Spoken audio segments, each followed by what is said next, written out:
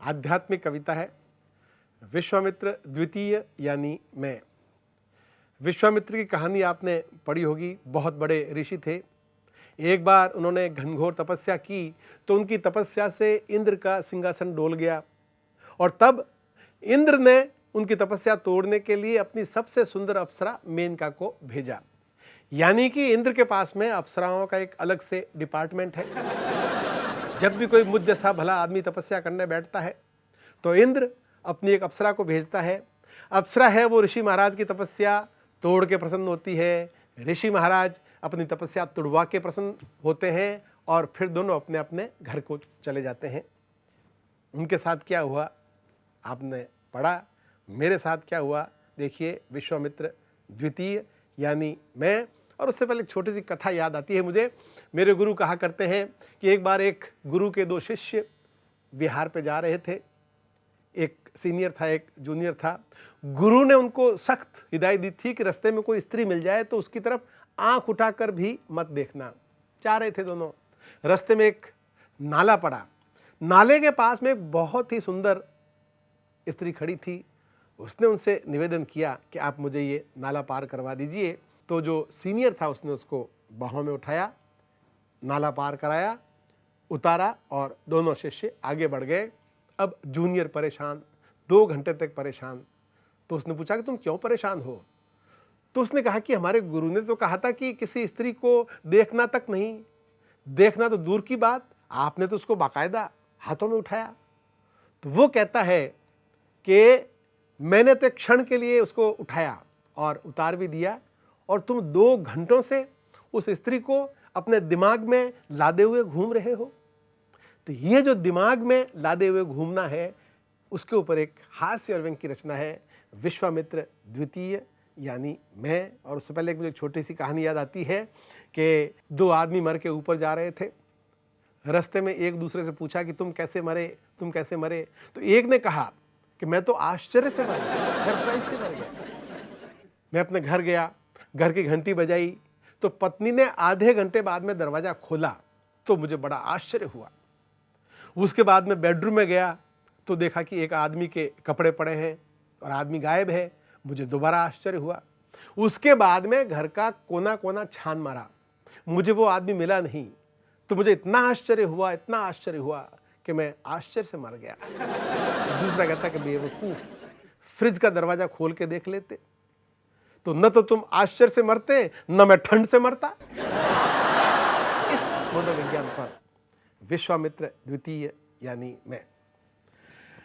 मैं विश्वामित्र की तरह तपस्या करता रहा, तिल तिल गलता रहा। दिन में, रात में, गर्मी में, बरसात में तपस्या चलती रही।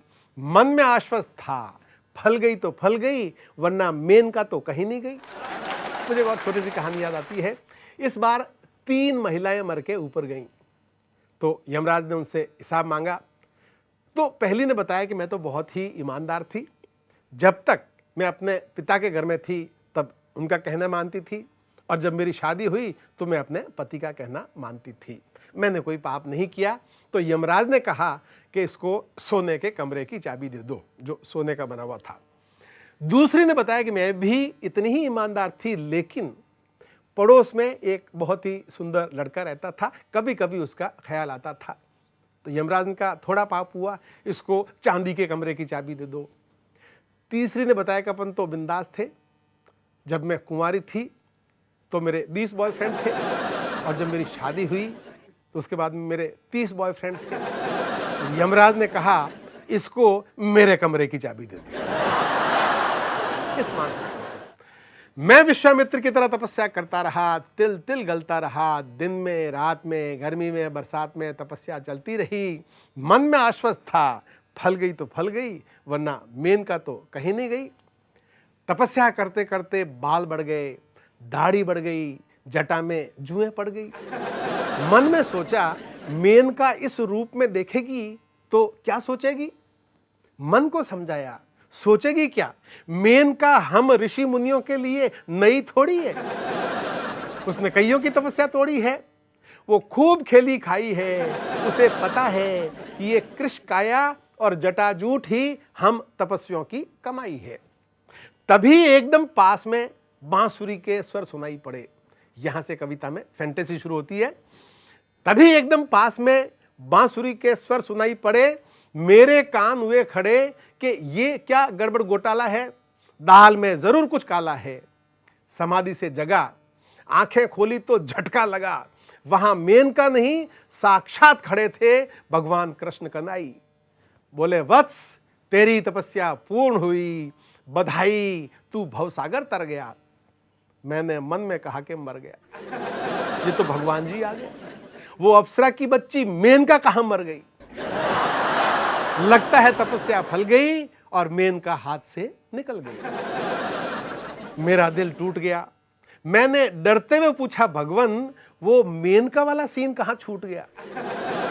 भगवान बोले, भक्त जब कोई तपस्या करता है तो दुष्ट इंद्र उसकी तपस्या तोड़ने के लिए मेनका को भेजता है। मेनका करती तप का हरण, उससे पूर्व मैंने कर लिया तेरा वरण। मैंने कहा, बॉस ये आपने अच्छा नहीं किया, पता नहीं किस जन्म का बदला लिया। मैंने इस दिन के लिए तपस्या की थी, आपको बीच में आने की क्या पड़ी थी। अब भगवान हैरान, पूछा, जब तुझे मेरी आवश्यकता नहीं थी तो तू तपस्या करने क्यों लगा। मैंने कहा, प्रभु मेरे साथ हुआ है दगा। बात यूं बढ़ी कि मैंने विश्वामित्र की कहानी पढ़ी। कहानी में मेनका का तपस्या तोड़ने आना मुझे भा गया और इस चक्कर में यहां आ गया। मुझसे तो विश्वामित्र ठीक रहे, बुढ़ापे में मेनका पा गए। यहां मेनका की जरूरत थी तो आप आ गए। प्रभु आप हमेशा गड़बड़ करते रहे हैं, पहले विश्वामित्र का बुढ़ापा बिगाड़ा, अब मेरी जवानी के पीछे पड़े हैं। मैंने माना कि बड़ी बात है आपको पाना, पर आपको कौन समझाए। ये तो ठीक वैसे ही हुआ जैसे किसी मुख्यमंत्री को राज्यपाल बना दिया जाए। हालांकि राज्यपाल का पद बड़ा है, पर मुख्यमंत्री का अलग मजा है। प्रभु मेरे साथ अन्याय हो रहा है, अभी मेरी उम्र ही क्या है। अभी आप जाइए और मेनका को भेज के मेरी तपस्या तुड़वाइए। सीढ़ी दर सीढ़ी जीवन का मनोविज्ञान।